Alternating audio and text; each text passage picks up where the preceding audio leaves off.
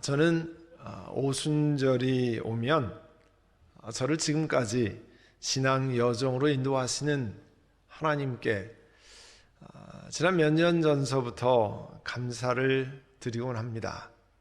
왜 그러냐면 그를 좀 여러분에게 소개해 드리려고 합니다. 저는 제 하늘나라 가신 어머님이 결혼 전에 인천 제물포에 있는 감리교회에서 신앙생활을 하셨어요. 그리고 어머님이 결혼하신 이후에 그 감리교 목사님께서 서울 서대문에 있는 교회 감리교회 담임 목사로 오셨습니다. 그래서 자연스럽게 저와 어머니 저희 식구들이 서대문에 있는 그 감리교회에 출석했습니다. 그런데 아버님이 암으로 투병을 하시면서 여의도에 있는 여의도 순복음교회를 소개받았습니다. 그리고 온 식구들이 여의도 순복음교회를 출석하게 되었습니다. 그곳에서 예수님을 영접하고 아버님은 소천하셨고, 하나님은 어머님과 저를 포함한 아들 삼형제에게 신앙의 불을 붙여주셨습니다.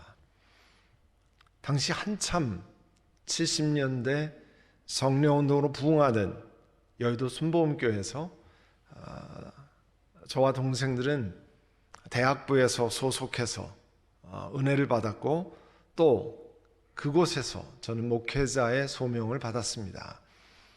그리고 장로교 목사님 한 분과 내가 과연 하나님 앞에 목회자로 부름받은 게 맞는가, 그런 것을 1년여의 상담을 통해서 하나님이 나를 목사로 부르시는구나 하는 것을 확인하고 장로의 신학대학원에 목회자가 되기 위해서 입학했습니다. 근데 시간이 지나면서 저는 장로교회가 저에게 적합하다는 것을 알고 장로교회로 제 그 모든 교족을 옮겼습니다. 그리고 신학교를 졸업한 다음에 미국에 있는 신학교에 공부할 수 있는 길이 열려서 이제 식구들과 함께 미국으로 오게 되었습니다. 제가 우리 교회 부임하기 전에 리처먼드 버지니아에서 목회하고 공부했다고 그랬잖아요. 그곳에 미국 장로교 신학교에서 공부하던 중에 정말 우연히 저희 가족은 그 PCUSA 소속인 미국 교회에 3년 동안 출석하게 되었습니다. 근데 그 교회 가서 참 놀란 게 있는데요. 그 교회가 전혀 무슨 다른 그 내용을 듣고 그 교회가 간 건 아닌데, 그 신학교 기숙사에서 그렇게 멀지 않아서 그 교회를 갔거든요. 그런데 그 교회가 미국 장로교 안에서 70년대 성령운동이 활발히 일어났던 교회였다는 것을 가서 알게 됐어요. 그 교회에 일부 예배에 참여하면 예배 후에 병의 치유를 위해서 앞에 나와서 이 치유 사역자들에게 기도받는 시간을 갖는 주일이 한 달에 한 번씩 있었습니다. 그리고 자주 설교 후에, 그때 그 담임 목사님이 프린스턴 신학교를 출신 목사님이셨는데, 그 목사님이 설교 후에 이렇게 초청하는 걸 깜짝 놀랐어요. 이 시간에 혹시 하나님께서 우리 교회 회중에게 주시는 예언의 말씀이 있는 분들은 일어나서 그 예언의 말씀을 전해 주시길 바랍니다. 그리고 회중 가운데 저에게 하나님이 이런 예언의 말씀을 주십니다 하고 일어나서 하는 것을 자주 보았습니다. 그게 이제 고린도 교회에게 편지한 사도 바울의 편지에서 나타나는 일이거든요. 그런데 제가 순복음교회에 있어도, 또 다른 장로교회에서도, 또 영적으로 충만하다는 그런 교회에서 그렇게 하는 것을 본 적이 없는데, 그 교회에서 유일하게 그렇게 보았습니다. 그리고 한 번은 그 교회에서 특별 세미나를 했는데요, 이 성령의 능력, Power of Holy Spirit에 관해서 이 세미나가 있었습니다. 그런데 강사 목사가 누구였냐면 미국 장로교 목사였는데 타이완에 선교사로 가신 분입니다. 근데 그분의 얘기 속에 그가 한국 그 강원도 태백산맥의 황지에 예수원에 계신 토리 신부님에게 성령에 관해서 배운 것을 배우고 자기가 그 제자라고 하는 것을 듣고 제가 놀랐습니다. 제가 리치몬드에서 목회할 때 같은 노회의 미국 장로교회 소속 목사님이었는데요, 더그 맥머리라고 하는 목사님이 계시는데, 그분은 그 샌프란시스코 신학교 졸업생이에요. 이 샌프란시스코 신학교 졸업생은 굉장히 리버럴하다고 알려진 신학교입니다. 그런데 그분이 성령의 은사를 체험하고 매일 사모님이랑 새벽 5시경에 일어나서 2시간씩 기도하는 분이었어요. 그리고 다른 미국 목사님들이 새벽에 기도하자고 초청하는 그런 특별한 목사님이었습니다. 그렇게 만나게 되었어요. 그래서 그 집에 가서 같이 기도하고 제가 섬기던 교회에 오셔서 우리 교회를 위해서 기도도 해주셨습니다. 제가 이런 신앙 여정을 거치면서 저는 이 성령 하나님에 대한 성경적인 가르침에 관해서 많은 관심을 갖게 되었습니다. 이 순복음교회로 대표되는 오순절교 펜테코스탈 처치의 특성이 어떤 것인가를 그 속에서 은혜를 받으며 경험했습니다. 또 장로교회로 대표되는 이 복음주의 이반젤리칼 사이드의 특징이 무엇인가를 신학교를 통과하고 장로교회에서 목회를 하면서 직접 알게 되었습니다. 이 오순절 교단은 펜테코스탈 교단은 이 성령 충만하다고 하는 것을 이제 그분들이 성경을 이해하는 것을 강조해서 가르칩니다. 성령의 능력을 경험하는 일, 성령의 은사를 체험하는 일을 주로 강조하고요. 성령의 은사 가운데는 방언하는 것을 강조합니다. 그리고 오순절 교단의 특징은 아주 열심히 신앙생활하고 뜨겁게 기도하는 사람들입니다. 장로교회는 이 성령 충만하다, Spirit filled라고 하는 것을 성경을 통해 가르치지만 장로교 전통에서 이해해왔던 것을 중심으로 가르쳐요. 그래서 성령으로 충만한 그리스도인들을 설명하는데 이 부분적인 모습만을 보여주는데 그치는 경우가 대부분입니다. 그러면 성경에서 말하는 성령으로 충만하다, Spirit filled Christian, 성령으로 충만한 그리스도인이라는 것은 도대체 어떤 것을 말하는 것인가 하는 것을 성경이 우리에게 가르치는 것을, 내가 자라온 교회 배경, 내가 속한 교단의 전통이 아니고 성경이 가르치는 것이 무엇인가를 살펴보기를 원합니다. 미국 사회의 달력으로는 내일은 메모리얼 데이로 지킵니다. 세계 평화와 나라를 위해서 순직한 군인들을 추모하는 정말 뜻깊은 날입니다. 일반 사회에 이런 기념일이 있듯이 교회 중요한 절기를 표시하는 것을 교회력이라, 처치 캘린더라 이렇게 얘기합니다. 오늘을 교회력에서는 펜테코스트 선데이, 오순절 주일이라, 성령 강림 주일이라 이렇게 부릅니다. 그래서 오늘 읽은 본문 사도행전 2장 1절에 보면 오순절이 되어서 그들은 모두 한 곳에 모여 있었다 그렇게 돼 있어요. 유대인들이 이집트에서 노예로 있다가 하나님께서 그들을 기적으로 탈출시키잖아요. 그것을 기념하는 날이 6월절이죠. Passover Day라고 그러죠.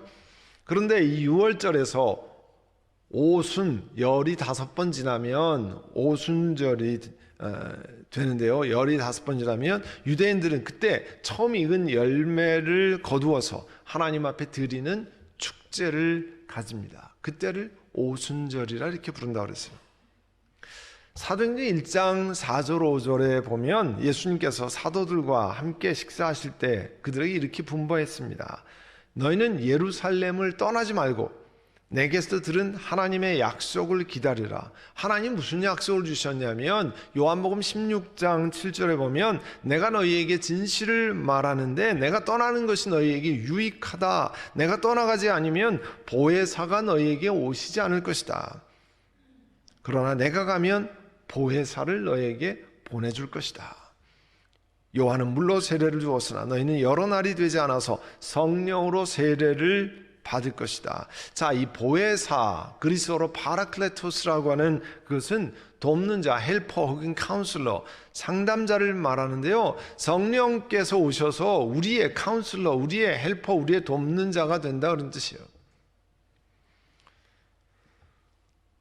예수님께서 하신 이 말씀에 순종해서 약 120명의 신도들이 예루살렘의 한 곳에 모여 있었습니다. 그런데 오늘 본문 2장 2절에 보면 그 모여 있는 곳에 갑자기 하늘에서 세찬 바람이 부는 듯한 소리가 나더니 앉아 있는 온 집안을 가득 채웠는데 보니까 마치 불길이 솟아오를 때 혓바닥처럼 갈라지는 혀들이 그들에게 나타나더니 각 사람 위에 내려앉았다 그랬습니다. 불길이 솟아오를 때 혓바닥처럼 갈라지는 것, 불길이 난 게 아니에요. 성령이 나타나는 모습이, 눈에 보이는 모습이 그렇다고 설명을 하는 겁니다. 성령 하나님이 임재하시는 모습을 그렇게 설명했어요. 그리고 4절에 보시면 그들은 모두 성령으로 충만하게 되어서, 여기에서 우리가 보통 말하는 성령 충만, 또 다른 곳에서 이제 성령으로 세례받아, 성령 세례, 성령 충만, 이런 것이 나타나는데 용어가 있는데, 이게 이제 한국 교회 70년대 80년대 한참 많이 이야기하면서 자기 교단 전통으로만 주로 얘기해서 장로교, 펜테코스탈, 감리교 서로 이렇게 이해가 다른 경우에 많이 나타났습니다. 근데 오늘 보면 성령으로 충만하게 되었다. 영어로 하면 Spirit filled 그렇게 되어 있는데요. 바로 이렇게 성령으로 충만하게, 성령께서 오셔서 그들에게 성령으로 충만하게 된 사건을 성령 강림절이라, 펜티코스데이라 이렇게 부릅니다. 그런데 오늘 읽지 않았지만 6절에 보면 여러 나라에서 온 사람들이 그곳에 있었는데 각각 자기네 말로 제자들이 말을 하더라는 거예요. 듣고 어리둥절했다고 그랬습니다. 왜냐하면 그 이후에 보면 그 사람들이 어디 출신이냐는 지방 이름이 15개 정도 돼요. 15개 정도 넘습니다. 그런데 그 사람들이 뭐라고 했냐면, 우리가 이런 여러 지역에서 왔는데 그들이 하나님의 큰 일을, 하나님의 구원의 계획을, 복음의 생명의 말씀을 그들이 자기네 나라 말로 하는 것을 듣게 됐다는 거예요. 예수님과 함께 있던 제자들이 자기네 출신 지역의 말을 했다. 너무나 신기했다는 거예요. 자기네 동네 사람들이 쓰는 말을 아는 사람이 없는데 그 제자들이 일어나서 각각 그 지방의 말로 이야기했습니다. 그래서 사람들이, 잘 모르는 사람들은 13절에 보면 꼭 술에 취한 것 같은데 술 같지는 않은데 새술에 취했다 이렇게 이야기를 했다고 그랬습니다. 그리고 7절의 말씀은 사람들이 그걸 듣고 놀랐습니다. 왜냐하면 저 사람들이 갈릴 출신 아닙니까? 그런데 튀르키예 서부지방, 중부지방 이런 아프리카 지역의 말 틀림없이 배운 적이 없을 텐데 그들의 말로 하나님의 커다란 복음의 이야기를 한다는 거예요. 그런 다음에 베드로가 일어났습니다. 여러분, 베드로가 누굽니까? 예수님 잡혀갔을 때 가까이 가서 난 저 사람이랑 한 무리가 아닙니다. 한 패가 아닙니다. 3번이나 부인했던 사람입니다. 근데 성령께서 오신 다음에, 성령이 충만한 이후에 그가 예루살렘에 예수님 못 박았던 사람들을 두려워하지 않고 선포하기 시작했습니다. 하나님이 정하신 계획을 따라서 예수님이 이 땅에 오셨습니다. 사람들을 사랑하셔서 죄를 해결하시기 위해서 이 땅에 오셨습니다. 그리고 우리 죄를 위해서 그 예수님이 십자가에 못 박혀 돌아가셨습니다. 그런데 하나님께서 그 예수님을 다시 살리셨습니다. 하나님께서 여러분이 십자가에 못 박은 예수님을, 주님, Lord, 그리고 그리스도, 메시아가 되게 하셨습니다. 이런 생명의 복음을 예루살렘 사람에 향해서 전했습니다. 그 전까지 도망치던 사람이었습니다. 모른다고 부인하던 사람이었습니다. 그 전에서부터 그렇게 했던 사람이 아니었습니다. 그런데 오늘 본문은 성령으로 충만하게 된 사람들, 베드로가 그렇게 설교했다고 전하고 있습니다. 그리고 그 사람들이 그 말씀을 듣고요, 감동이 되어서 나도 예수님 믿겠습니다 해서 세례받은 사람들이 무려 하루에 3,000명이 나왔다고 그랬습니다. 어마어마한 일이잖아요. 이 사도행전 2장 4절에 성령으로 충만하게 되어서 성령께서 시키는 대로 각각 다른 나라의 말로 말하기 시작했다. 이거는요, 여기 우리도 보지만 갑자기 일어난 사건입니다. 그리고 하늘에서 임한 능력이 임한 겁니다. 배운 적이 없는 다른 나라 말로 하나님의 큰 일을 전하는 것, 우리 사람이 할 수 있는 일이 아니었습니다. 하나님께서, 하나님의 능력이 덧입어져서 갑자기 일어난 일입니다.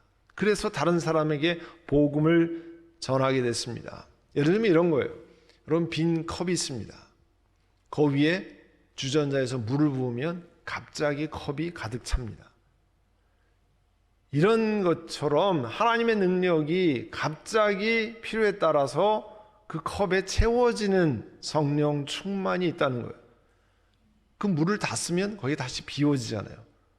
그러니까 그 성령 충만은 우리가 하나님의 능력으로 갑자기 채워주면 일시적이라는 거예요. 그때 필요할 때 물을 다 마시면 컵에는 비어 있어요. 그러나 빈 컵에 이 사람이 물을 붓듯이 하나님께서 그에게 능력을 부으시는 성령 충만이 있다는 겁니다. 우리가 에베소서를 읽었는데요, 사도 바울께서 에베소 교인들에게 뭐라고 얘기했으냐면, 여러분은 본래 태초서부터 하나님이 계획하신 하나님의 사람들입니다. 여러분의 죄를 사하시기 위해서 예수님이 오시고 그 예수님의 은혜로 하나님의 백성이 됐습니다. 그러니까 여러분은 빛의 자녀답게 살아야 합니다. 어떻게 살아야 되느냐는 것을 소개하는 내용 가운데 오늘 본문 에베소 5장 15절 이하의 말씀이 있습니다. 15절에 보시면, 그러므로 여러분은 어떻게 살아가야 할지를 살피십시오. 지혜롭지 못한 사람처럼 살지 말고 지혜로운 사람답게 사십시오. 그럼 도대체 어떻게 사는 게 지혜로운 삶인가? 지혜로운 삶이라는 것은, 내가 이런 행동을 하면 이런 결과가 올 것이다 예측하는 사람이 지혜로운 사람이잖아요. 나는 무슨 일이나 난 상관없이 마음대로 하는 건 어리석은 일이잖아요. 나중에 후회하거나 문제를 가져오는 것을 피하는 행동을 하는 거죠. 지혜로운 그리스도인들은 후에 자기가 부끄러워지거나 혹은 자기가 속한 믿음의 공동체에 부끄러움을 가져올 행동을 피하는 사람입니다. 그래서 지혜로운 사람답게 사십시오. 살아야 됩니다. 그거의 일환으로 16절을 보시면 세월을 아끼십시오. 때가 악합니다.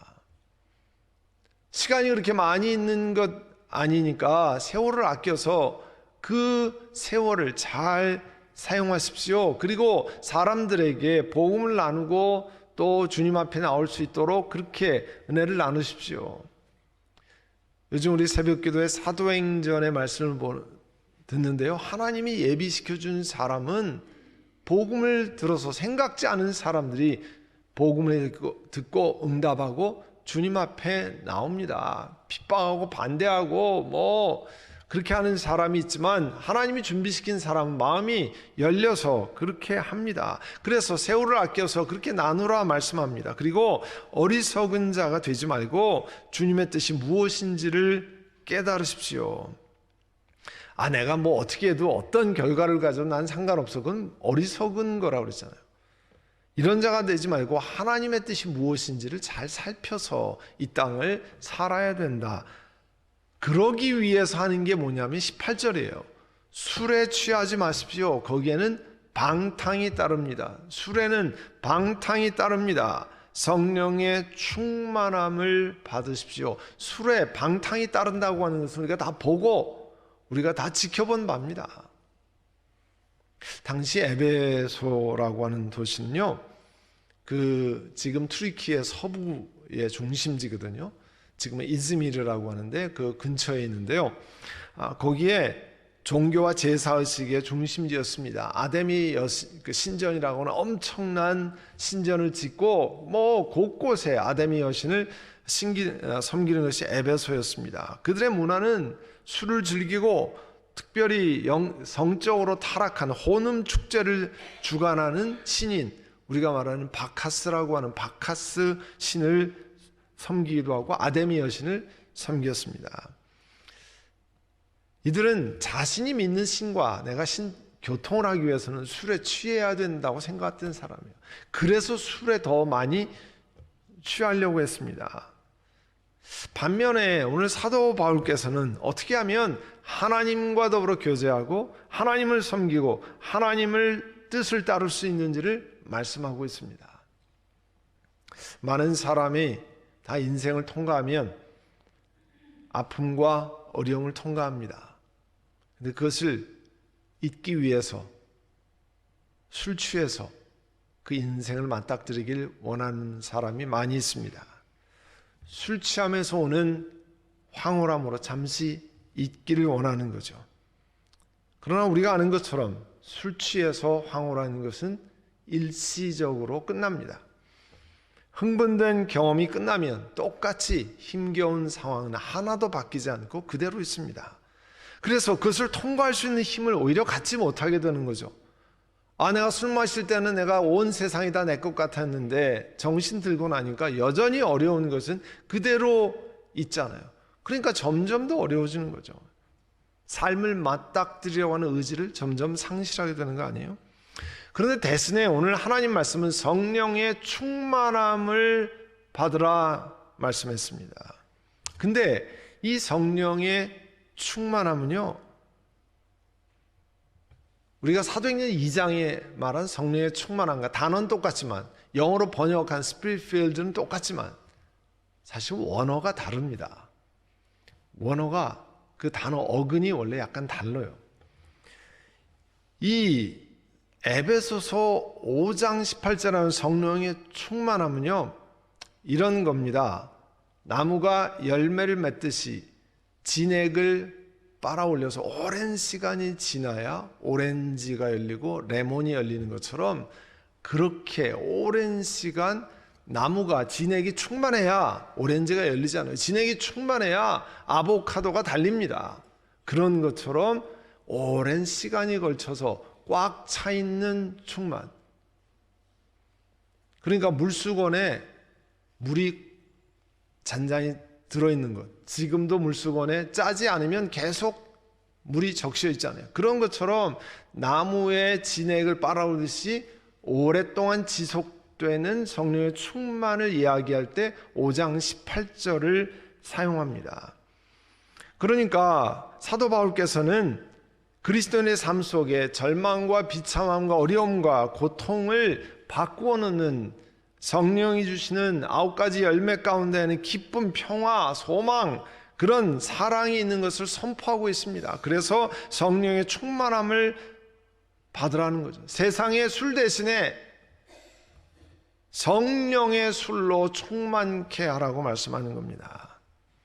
인생을 망가뜨리지 않고 인생에 참으로 충만을 주는 그 성령의 충만을 경험하라고 말하는 거예요. 근데 그거는 컵에 물 붓듯이 되지 않는다는 거예요.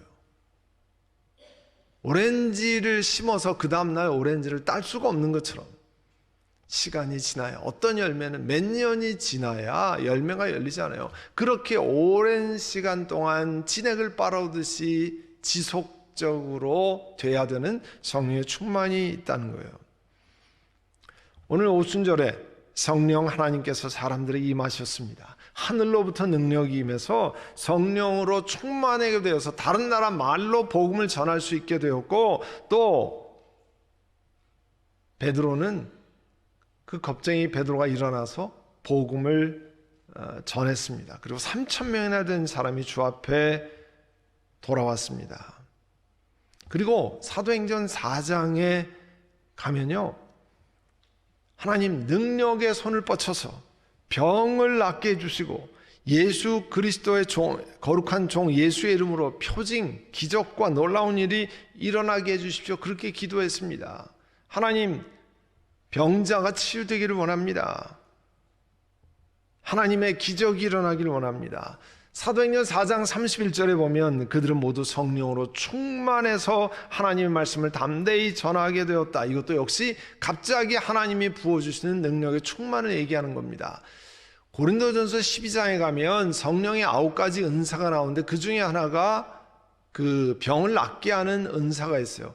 그거는 내가 계속 가지고 있는 게 아닙니다. 의사 선생님이 가지고 있는 병을 진단하는 그런 것과는 완전히 다른 거예요.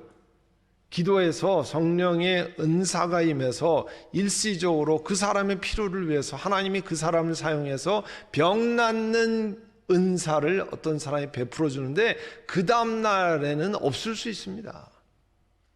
그때만 일시적으로 나타나는 거예요. 성령으로 충만해서 전혀 말씀을 전하지 못했던 사람이 말씀을 전하게 됐어요. 성령 충만해서 생전 입도 전도에 대해서 입도 뻥끗 못하던 사람이요, 집집마다 찾아다니면서 복음을 전하고 예수 믿으라고 하는 사람이 있습니다. 주변에 여러분 그런 분들 보신 분 있어요. 하나님께서 갑자기 부어주시는 그런 은혜가 있다는 겁니다. 그렇게 능력을 덧입는 성령 충만이 사도행전의 곳곳에 나옵니다. 지금 말씀드린 4장 그리고 고린도전서 12장에 나오는 성령의 9가지 은사, 거기에도 그런 일시적으로 하나님이 부으시는 위로부터 입히시는 능력을 말씀합니다.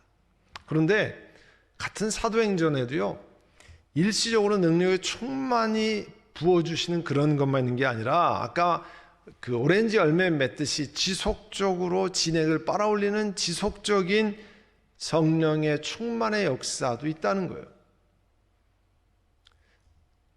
우리가 그 새벽 기도에 이 사도 바울의 1차 전도 여행을 같이 나누었는데 그때 사도행전 13장 14장이었어요. 사도행전 13장 50절에 가면 바울과 바나바를 막 사람들이 박해합니다. 자기네 지방에서 내쫓아요. 그리고 바울과 바나바는 다른 지역으로 갑니다. 그런데 그때 제자들이 기쁨과 성령이 충만했다고 그랬어요. 우리가 읽는 세번역 성경은 성령으로 가득 차 있었다. 개역 개정판에는 성령이 충만하니라 똑같은 단어를 썼는데 이 성령의 충만은 그 앞에서 이야기하는 일시적으로 능력이 부어준 충만이 아니라 어제도 기뻤고 내일도 기쁘고 한 달 후에도 기쁘는 그 지속적인 성령의 충만이 가득한 제자들이 있었다고 하는 것을 말씀하고 있어요. 같은 사도행전에 나오는 말입니다. 이들은 한순간만 성령 충만한 것이 아니라 지속적으로 충만했어요. 또 우리가 아는 것처럼 사도행전 6장에 가면 그 홀로 된 여인들을 돕기 위해서 초대교회가 음식을 나누잖아요. 그런데 거기 문제가 생겨서 초대교회 7분의 그 일을 감당할 사람들을 뽑잖아요. 그 사람들의 특징이 뭐냐면 성령 충만했다고 그랬어요. 지혜와 성령이 충만했다. 여러분, 지혜가 충만했다는 것을 금방 이해하실 수 있어요. 오늘은 지혜가 충만했는데 내일 아침은 지혜가 전혀 없는 사람이 되진 않잖아요. 그죠?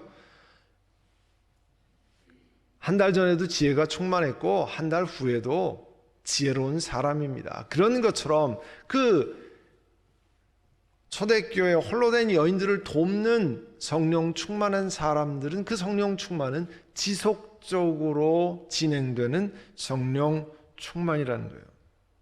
사랑하는 성도 여러분, 성경에 지금 보신 것처럼 이렇게 위에서 부으시는 것과 같은 성령 충만, 오순절 교단에서 강조하는 성령 충만, 그리고 오랜 시간 열매로 나타나는 지속적인 성령 충만, 장로교, 감리교, 성결교 뭐 이런 이 복음주의 사이드에서 강조하는 성령 충만이 사실은 같은 사도행전에 다 나와 있어요. 성경 전체에 나와 있습니다. 그 얘기는 뭐냐면 성령 충만을 전할 때 이 양쪽의 모습을 다 가르쳐 줘야 된다는 거죠. 우리에게는 세상 사람들에게 복음을 전하고 다른 사람들을 주께 인도할 사명이 하늘나라 갈 때까지 있습니다. 어떤 경우에는 성령 충만해서 다른 사람의 병을 낫기 위해서 기도해야 되고 하나님의 기적을 간구해야 될 때가 있고, 또 어떤 경우에는 다른 사람들 속에서, 일터 속에서, 가정 속에서 삶의 열매를 통해서 지속적인 성령 충만으로 다른 사람들을 주께 인도할 책임이 우리 그리스도인들에게 있습니다. 그러기 위해서 성경은 성령 충만 두 가지 모습을 다 우리에게 주신 거예요. 이 두 가지는 어느 것 한 가지만 우월한 것이 아닙니다. 그리고 이 두 가지는 상호 보완적으로 하고 우리가 간구해야 할 일입니다. 오늘 성령 강림주일을 맞아서 성령 하나님께서 우리에게 이 두 가지 모습의 성령 충만을 통해서 하늘나라 갈 때까지 사명을 감당하도록 부르시는 것을 기억하고 함께 기도하겠습니다. 우리 이 시간 기도할 때 하나님 성령 충만을 주시기를 원합니다. 다른 사람을 살리기 위해서 하나님의 능력이 필요한 경우에 하나님의 능력을 주시고, 일터에서, 이웃 속에서, 가정에서 성령의 열매를 나타내야 할 지속적인 성령의 충만도 우리에게 주시기를 원합니다. 이 시간엔 여러분 입을 벌려서 통성으로 성령께서 내 삶을 채우시기를 원합니다. 내가 Spirit-filled life, Spirit-filled Christian, 내가 성령 충만한 그리스도인이 되기를 원합니다. 성령의 은혜와 성령의 능력을 베풀어 주시기를 원합니다. 이 시간 함께 통성으로 기도합니다. 사랑하는 주님, 오늘 성령 강림주일을 맞아서 우리 하나님 말씀은 우리에게 하나님의 능력을 덧입고 사람에게 복음을 전하고 담대하게 사람을 생명의 복음으로 예수 그리스도로 살린 일을 감당하기 위해서 하나님의 능력을 덧입는 일을 간구하라 하십니다. 또한 그것뿐만이 아니라 일상에서, 일터에서, 가정에서 참으로 성령의 열매를 나타내는 지속적인 성령의 충만도 구하여서 성령 충만한 그리스도인 되라 하십니다. 그 말씀을 기억하고 우리가 세상의 물결에 휩쓸리지 않는 하나님의 능력을 덧입고 열매를 맺는 성령 충만한 그리스도인들 되게 하옵소서. 예수님의 이름으로 기도드립니다. 아멘.